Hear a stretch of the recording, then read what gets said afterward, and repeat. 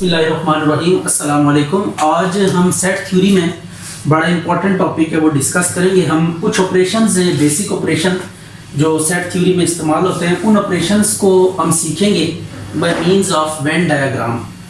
तो Venn diagram हम बनाना सीखेंगे। सबसे पहला जो केस है, आपने ए यूनियन बी फाइंड करनी है और ए इंटरसेक्शन बी फाइंड करना है। तो कुछ केसेस हमने लेके करना है। सबसे पहला केस हम ले लेते हैं, केस 1,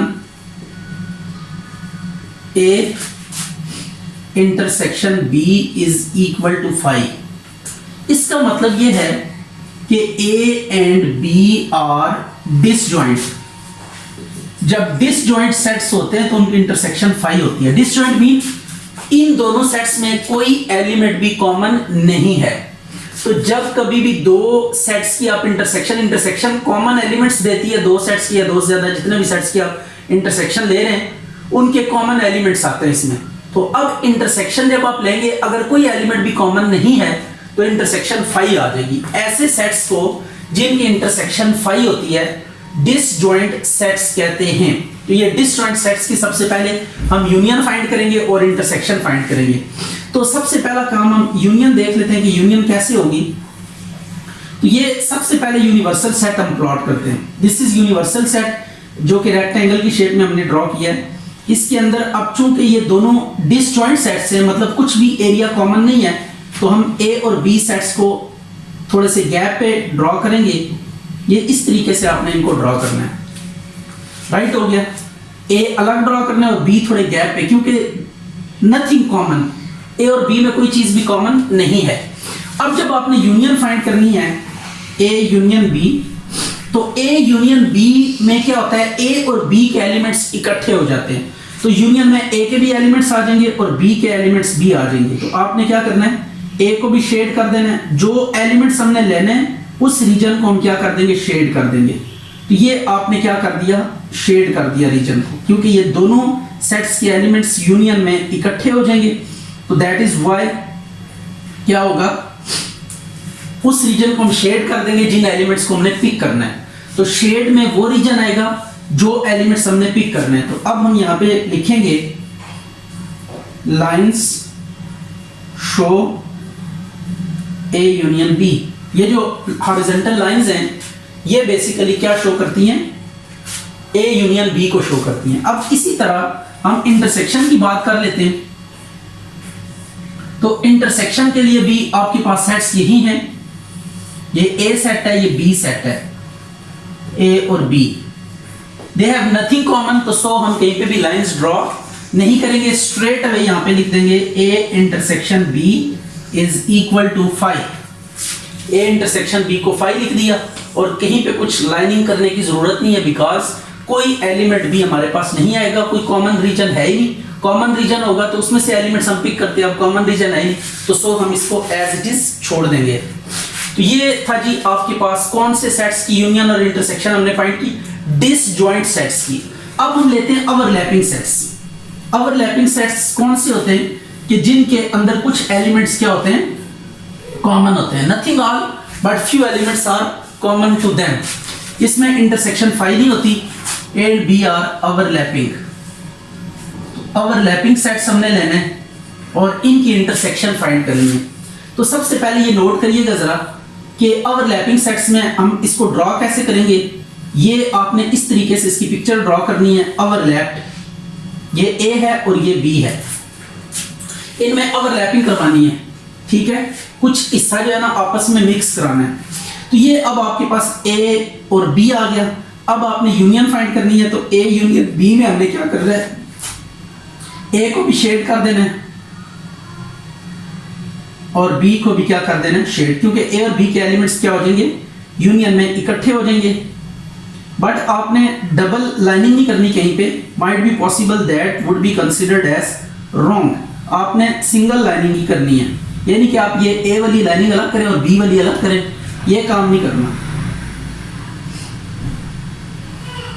ये आ गया आपके पास ए यूनियन बी। तो आप लिख दें lines show A union B. अब हम बात करते हैं इंटरसेक्शन की। तो इंटरसेक्शन में क्या होगा, ये ओवरलैपिंग सेट्स हैं, तो सबसे पहले ओवरलैपिंग ये कंस्ट्रक्शन करेंगे ए और बी की, ये यूनिवर्सल सेट है। अब आपके पास ए और बी ओवरलैपिंग सेट्स हैं, तो इंटरसेक्शन में वो वाला रीजन आता है जो कॉमन होता है, तो कॉमन रीजन इज दिस, ये ए और बी के साथ जो कॉमन रीजन है इसमें हमने क्या करनी है, लाइंस ड्रॉ करनी है, ये कॉमन रीजन को शेड करेंगे, तो it would be your intersection among A and B, ये ए और बी की क्या है आपके पास, इंटरसेक्शन है, तो ये ए इंटरसेक्शन बी डिनोट कर रहे थे, यहां पे आप लिखते हैं lines show A intersection B, यानी ये जो शेड किया हुआ है जिस रीजन में, दैट इज योर इंटरसेक्शन। ये आपने ओवरलैपिंग सेट्स की इंटरसेक्शन को डिस्कस किया। अब हम करने लगे हैं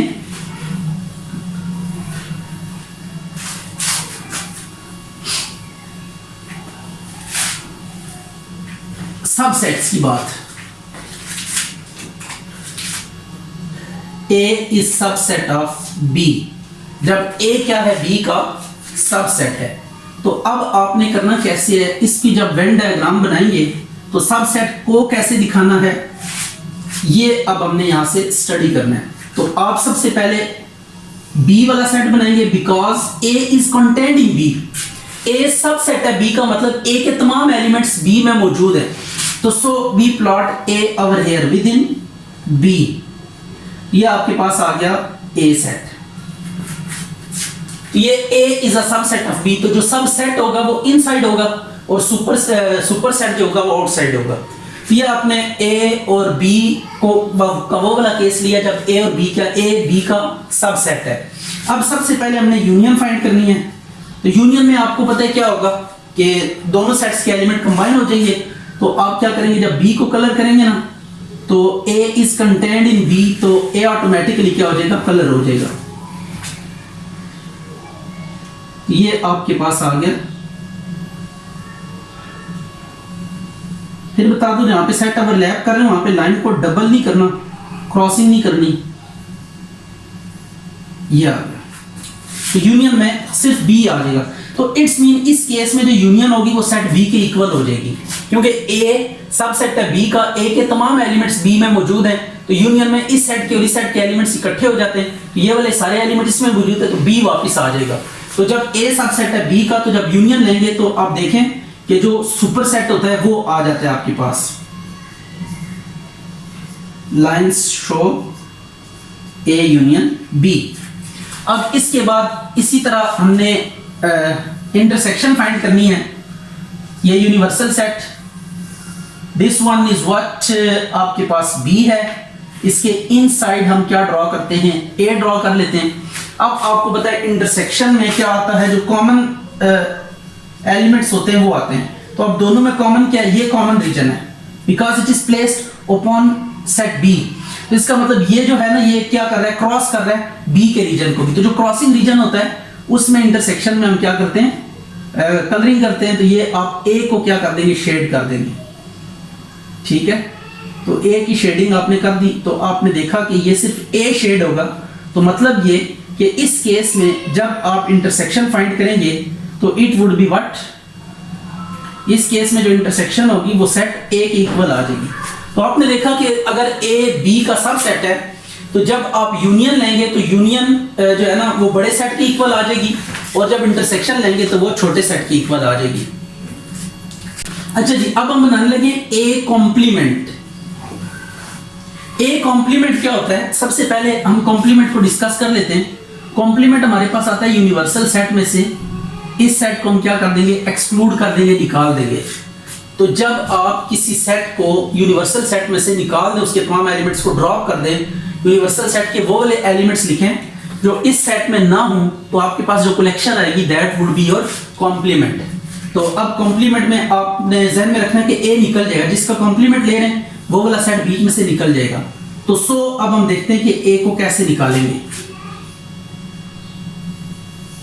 यह आ गया A, तो अब A को छोड़ देना है, बाकी जो होगा दैट वुड बी कॉम्प्लीमेंट। तो हम क्या करते हैं, लाइनिंग ड्रॉ, लाइनिंग किसी भी आप फॉर्मेट की ड्रॉ कर सकते हैं, चाहे तो हॉरिजॉन्टल लाइंस ड्रॉ करें। जब मल्टीपल ऑपरेशंस नहीं है ना, तो वहां पे आपको फिक्स करना पड़ता है कि हम ये वाली जो लाइंस हैं ये यानी आपके पास यूनियन भी आ जाए, इंटरसेक्शन भी आ जाए, कॉम्प्लीमेंटेशन भी आ जाए, सब्ट्रैक्शन भी आ जाए, तो एट दैट मोमेंट आपको ना लाइन की डायमेंशन को सेट करना पड़ता है कि आपने हॉरिजॉन्टल लाइन से किसको रिप्रेजेंट करना है, वर्टिकल लाइन से किसको रिप्रेजेंट करना है, और इंक्लाइंड लाइन से किसको रिप्रेजेंट करना है। ठीक है, ये आपके पास लेफ्ट इंक्लाइंड है, इसी तरह जब राइट इंक्लाइंड होंगी तो उनको किससे रिप्रेजेंट करना है। तो ये आपने देखना है कि अगर मल्टीपल ऑपरेशंस आएंगे तो आपको हर ऑपरेशन को एक खास किस्म की लाइन की जो है ना डायमेंशन देनी पड़ेगी, अदरवाइज ये प्रॉब्लम होगी। तो ये आ गया A complement which is universal set minus A को हमने एक्सक्लूड कर दिया। तो अब आपके पास क्या आ जाएगा, यहाँ पे हम लिखेंगे कि ये जो इंक्लाइंड लाइंस हैं, लाइंस शो ए कॉम्प्लीमेंट, ये आपके पास क्या आ गया, ए कॉम्प्लीमेंट। अब आपने करना ये है कि ए कॉम्प्लीमेंट के बाद ना आपने ये यूनियन फाइंड करना है, A union A complement, A union A complement, right हो गया। तो सबसे पहले आप ए कॉम्प्लीमेंट इसी तरीके से कंस्ट्रक्ट करेंगे, you have to show over here complement. तो सबसे पहले आप कॉम्प्लीमेंट को दिखाएंगे और उसके बाद ए के साथ यूनियन लेंगे। तो जब आप यूनियन लेंगे ए यूनियन ए कॉम्प्लीमेंट जब आप करेंगे तो आपको ये बात पता होनी चाहिए कि अब जब ए और ए कॉम्प्लीमेंट के एलिमेंट्स क्या हो जाएंगे, इकट्ठे हो जाएंगे। ये बाहर वाला क्या है, कॉम्प्लीमेंट है, अंदर वाला ए है। ए और ए कॉम्प्लीमेंट के एलिमेंट्स को हमने कंबाइन कर देना है। तो सो हम यहाँ पे इसके ऊपर हॉरिजॉन्टल लाइंस ड्रॉ कर देते हैं और यहाँ पे मेंशन करेंगे कि हॉरिजॉन्टल लाइंस किसको शो कर रही हैं, यूनियन को शो कर रही है। ये this one is your union. हम हॉरिजॉन्टल लाइंस फिक्स कर लेते हैं यूनियन के लिए, वर्टिकल लाइंस फिक्स कर लेते हैं हम इंटरसेक्शन के लिए, और इसके बाद ये जो इंक्लाइंड लाइंस हैं इनको हम कॉम्प्लीमेंटेशन के लिए लिख देते हैं। ये आ गया। तो सबसे पहले अब यहाँ पे लिखेंगे, ये आपके पास आ गया ए यूनियन ए का कॉम्प्लीमेंट।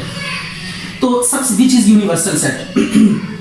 सबसे पहले हम लिखेंगे ये जो लाइंस हैं शो ए कॉम्प्लीमेंट, ये कॉम्प्लीमेंट वाला रीजन शो कर रही है, और हॉरिजॉन्टल लाइन और ये क्रॉस, ये वाली लाइंस हैं, लाइंस शो ए यूनियन ए का कॉम्प्लीमेंट। सॉरी, बल्कि हॉरिजॉन्टल लाइंस आप लिखें क्योंकि कुछ ऐसा रीजन भी है जो कॉमन नहीं है। तो horizontal lines show A union A complement, A minus B, B minus A. ये हमने फाइंड करना है बाय वेन डायग्राम। इसमें जो केस आपको दिया है A and B are overlapping. तो पहला केस है इसमें A and B are overlapping. A और बी क्या है आपके पास, ओवरलैपिंग है। तो अब ओवरलैपिंग केस में आपने कैसे बनाना है, ये यूनिवर्सल आ गया, ये ए आ गया, ये बी आ गया, ये ओवरलैपिंग सेट्स हैं। अब सबसे पहले हम फाइंड करने जा रहे हैं ए माइनस बी, ए माइनस बी। तो आपने बी को कंप्लीटली छोड़ देना है, बी में कोई लाइन नहीं जानी चाहिए। तो आप क्या करेंगे, यहाँ पे लाइंस ड्रॉ करें बट इन सच अ वे कि क्या हो, आपके पास ये सारी की सारी जो बी वाला सेट है ना, इसको कंप्लीटली आपने ड्रॉप कर देना है। बी वाले सेट को कंप्लीटली ड्रॉप कर देना है। तो बी वाले सेट को हमने छोड़ दिया, तो ये आपके पास आ गया ए माइनस बी। तो अब इस तरह लिखेंगे कि inclined lines show A minus B. ठीक है। अब इसी तरह बी माइनस ए जब करेंगे तो क्या होगा, उसमें ना ए को कंप्लीटली ड्रॉप कर देंगे।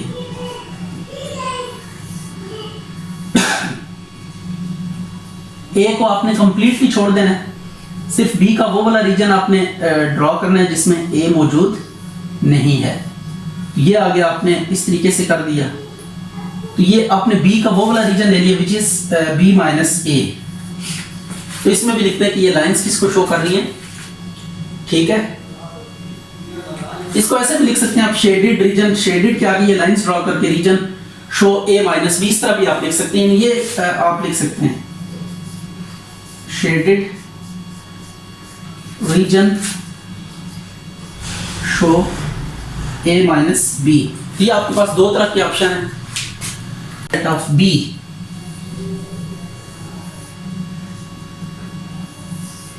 ए इज कंटेन्ड इन बी, तो बी बाहर होगा, ए अंदर होगा।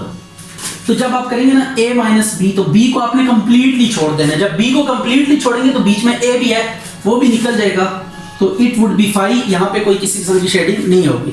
अच्छा, कुछ अब हम क्वेश्चंस ऐसे डिस्कस कर लेंगे, उनमें हमने रिजल्ट को कन्वे करना है कि ये रिजल्ट कैसे हमें मिल सकता है।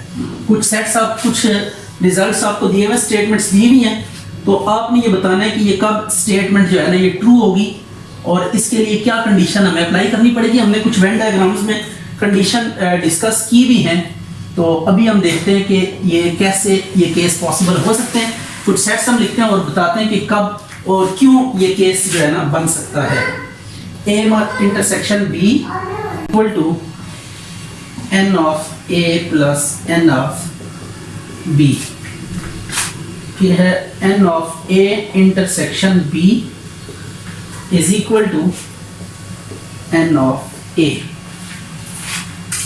इनको फिलहाल डिस्कस कर लेते हैं कि when this case is valid. तो आप क्या करें, a यूनियन b की ना आप वेन डायग्राम बनाएं, उसमें सिर्फ a को कलर करें और फिर देखें ये कैसे पॉसिबल हो सकता है। तो आप इसको बड़ी इजीली अंडरस्टैंड कर सकते हैं कि a यूनियन b a के इक्वल कब आता है, जब b सबसेट हो किसका, a का। जब b a का सबसेट होगा तो तब क्या होगी, जब b a का सबसेट होगा तो a यूनियन b जब हम करेंगे तो a और b के एलिमेंट्स, b वाले सारे एलिमेंट a में है तो a की एलिमेंट वापस आ जाएंगे, तो ये a आ। तो ये इसका आंसर है कि b क्या होगा, जब सबसेट a होगा तो तब ये केस। और intersection a intersection b b के इक्वल, तो दो सेट्स की इंटरसेक्शन उनमें से एक में कब आती है, जब क्या हो। आपने ये बात याद रखनी है कि जो इंटरसेक्शन होती है वो अपने दोनों सेट्स का क्या होती है, सबसेट होती है। a इंटरसेक्शन b a का भी सबसेट है और a इंटरसेक्शन b b का भी सबसेट है। This is the general result, it holds for all collection of sets कि जो इंटरसेक्शन होती है वो अपने सेट्स का क्या हो जाती है, सबसेट हो जाती है। a इंटरसेक्शन b सबसेट हो जाएगा किसका, b का। तो अब देखें a इंटरसेक्शन b किसके इक्वल है, b के, तो हम क्या लिख देते हैं यहाँ पे इंटरसेक्शन की जगह b लिख देते हैं, b सबसेट ऑफ a, और इधर भी आप लिखें b subset of b। This is trivial, इसको तो बताने की जरूरत नहीं है, तो यहाँ पे ये आंसर होगा। यहाँ पे इसी तरह यूनियन का भी मैं इसी तरीके से आपको बता देता हूँ कि आप ये बात याद रखिएगा कि यूनियन जो होती है वो अपने सेट्स का सुपरसेट होती है। A सबसेट है A यूनियन B का और B भी सबसेट है A यूनियन B का। तो यूनियन अपने सेट्स का सुपरसेट होती है और इंटरसेक्शन अपने सेट्स का सबसेट होती है। ये दो रिजल्ट आपने यूनियन और इंटरसेक्शन के लिए। अब A यूनियन B किसके इक्वल है, A के, तो यूनियन A यूनियन B की जगह पे हम A पुट कर देते हैं और A यूनियन B की जगह पे A पुट कर देते हैं। तो अब ये वाला केस यहाँ पे होगा because this is trivial, her set अपने आप का सबसेट होता है। यहाँ पे भी वही बात है, यही रिजल्ट आप दोबारा यूज कर लें कि एज आप ऐसे लिखें, as A is subset of A union B and B is subset of A union B। तो अब आप A यूनियन B किसके इक्वल है, B के इक्वल है, तो आप A यूनियन B की जगह पे B, दिस इज ट्रिवियल। तो सो हेंस A सबसेट है किसका, B का। अब A माइनस B, देखिए B के निकलने से A पे कोई फर्क नहीं पड़ा। ये कब होगा, जब A और B क्या होंगे, डिसजॉइंट सेट्स होंगे। This is possible when A and B are disjoint. ठीक हो गया, जब A और B डिसजॉइंट होंगे तब ये रिजल्ट होल्ड करेगा, क्योंकि B का कोई एलिमेंट A को इफेक्ट नहीं कर रहा। जब हम A माइनस B कर रहे हैं तो A वापस आ रहा है, मतलब B का कोई एलिमेंट A को इफेक्ट नहीं कर रहा, मतलब B has nothing common with A, B का A के साथ कुछ भी कॉमन नहीं है। तो ये आ जाएगा हमारे पास A minus B is equal to A। आपने एक रिजल्ट याद रखना है कि ये जो A माइनस B होता है ना, ये किसके इक्वल, हम इसको ऐसे भी लिख सकते होते हैं, A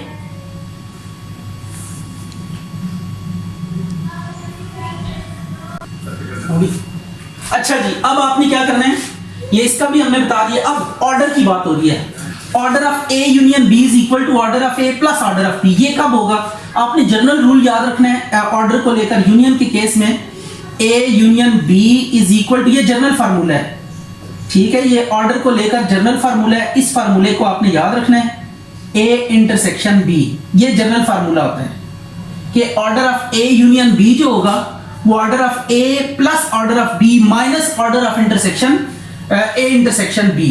तो ये आपने रिजल्ट याद रखना है। दो सेट्स की यूनियन का जो ऑर्डर होता है वो दोनों सेट्स के ऑर्डर के सम में से इंटरसेक्शन का ऑर्डर माइनस करके आता है। तो अब देखें हमारे पास यहाँ पे ये वाली चीज जो है ना, ये नहीं नजर आ रही ऊपर गिवन क्वेश्चन में। ये स्टेटमेंट है, इसमें देखें order of A union B is equal to order of A plus order of B. ये कब वैलिड होगा? जब यहाँ पे ये वाली चीज जीरो हो जाएगी। तो order of A intersection B को हमें क्या पुट करना पड़ेगा? जीरो पुट करना पड़ेगा। तो जब जीरो पुट करेंगे तो ऊपर वाला रिजल्ट तब बनेगा। अब ये कब इंटरसेक्शन फाइव के इक्वल आएगी, इस चीज को हम देख लेते हैं और इस पे गौर कर लेते हैं। ये जीरो पुट कर दिया। अब ये ए इंटरसेक्शन बी का ऑर्डर कब जीरो होता है? जब ए इंटरसेक्शन बी किसके इक्वल हो? फाइव के इक्वल। खाली सेट होगा, उसमें कोई एलिमेंट नहीं होगा, तो मतलब ऑर्डर उसका क्या होगा? जीरो होगा। तो अब ए इंटरसेक्शन बी हमारे पास कब फाइव जब आएगा तो ऑर्डर ऑफ ये एन ऑर्डर को रिप्रेजेंट कर रहा है। तो order of A intersection B किसके इक्वल होगा? फाइव के इक्वल होगा। ठीक हो गया। तो अब आपने देखा ये चीज हमारे पास आ रही है कि order of intersection B zero है। तो ये कब होगा? जब इंटरसेक्शन फाइव के इक्वल होगी। तो जब इंटरसेक्शन फाइव है तो तब ये चीज होल्ड करेगी। तो इसका मतलब ये कि आप ये यहां पे इस तरह लिख सकते हैं, this holds for disjoint sets. Right हो गया। डिसजॉइंट सेट्स क्यों? कि इंटरसेक्शन फाइव, तो ऐसे सेट्स जिनकी इंटरसेक्शन फाइव हो उनको हम क्या कहते हैं कि वो डिसजॉइंट सेट्स हैं। जिनकी इंटरसेक्शन फाइव हो ऐसे सेट्स को हम क्या कहेंगे? डिसजॉइंट सेट्स कहेंगे। अब एक चीज नोट कर लेते हैं, यहां पे order of A intersection B is equal to order of A. तो आप सबसे पहले देखेंगे कि इंटरसेक्शन बी और ए कब आपस में क्या होंगे? इक्वल होंगे। तो आपने ये पढ़ा हुआ है कि जो इंटरसेक्शन होती है वो ए का भी सबसेट है और इंटरसेक्शन जो है वो किसका सबसेट है? बी का सबसेट है। अब ए इंटरसेक्शन बी को ए के इक्वल हमने पुट कर देना है। ए सबसेट है ए का और ए सबसेट है बी का। तो दिस रिजल्ट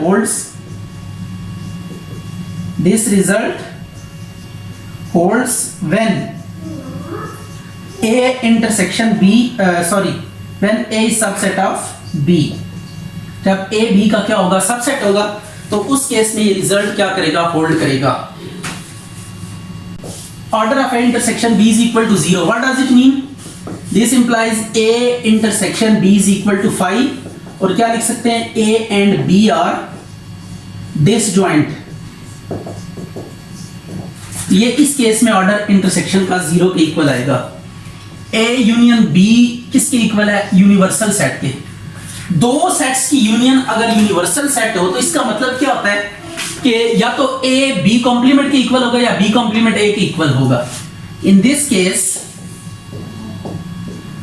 केस या तो ए बी कॉम्प्लीमेंट के इक्वल होगा और बी जो है ना वो ए कॉम्प्लीमेंट के इक्वल। हाउ? आपने ये बात याद रखनी है कि किसी भी सेट का उसके कॉम्प्लीमेंट के साथ जब यूनियन लेते हैं तो वो आपके पास यूनिवर्सल सेट आता है। ये बात याद रखिएगा। किसी भी सेट का जब आप यूनियन लेते हैं उसके कॉम्प्लीमेंट के साथ तो यूनिवर्सल सेट आता है।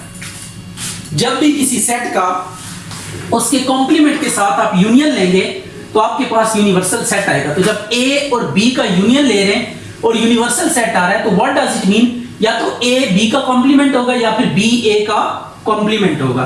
तो ये आपने मेंशन करना, या तो ए बी का कॉम्प्लीमेंट होगा या फिर बी ए का कॉम्प्लीमेंट होगा। इसी तरह अब एक और प्रॉपर्टी है, A यूनियन B इक्वल होता है B यूनियन A के। This is commutative law of union. ये आपके पास क्या है? कम्यूटेटिव लॉ ऑफ यूनियन है। इसी तरह यहाँ पे एक और बात है, order of A intersection B is equal to order of B। तो आप स्ट्रेट अवे कह सकते हैं कि यहाँ पे जो होगा ना ये B सबसेट होगा किसका? A का। ये ऊपर हमने किया है बहुत दफा इसका जिक्र, तो इसको आप देख लीजिएगा। ये आप कहते हैं यूनिवर्सल सेट में से A माइनस करें तो ये 5 आ जाए। दो सेट्स की जो सब्ट्रैक्शन है वो 5 सिर्फ उस सूरत में आती है कि जब दोनों सेट्स क्या आपस में इक्वल हों।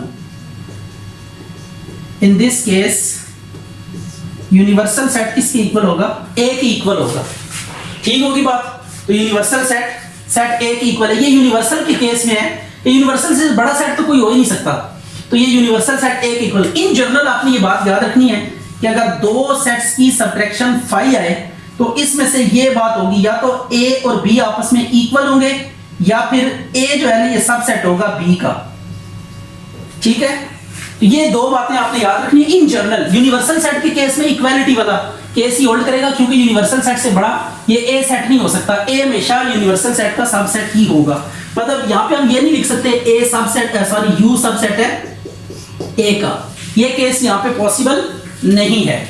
तो ये आपने बात याद रखनी है इस केस में कि यूनिवर्सल सेट में से अगर कोई सेट माइनस करें और फाई है तो ये उसी सूरत में पॉसिबल होगा कि जब ये सेट और यूनिवर्सल सेट आपस में इक्वल हो जाए। बट इन जनरल अगर आपके पास फाई आ रहा है तो वो तब होगा या तो ए बी के इक्वल होगा या फिर ए सबसेट होगा बी का। यानी ये पहला वाला सेट अगर छोटा हो जाए तो देन क्या होता है, ये इंटरसेक्शन फाई के इक्वल आ जाती है। इक्वल हो जाए तब भी फाई आती है, सब्ट्रैक्शन।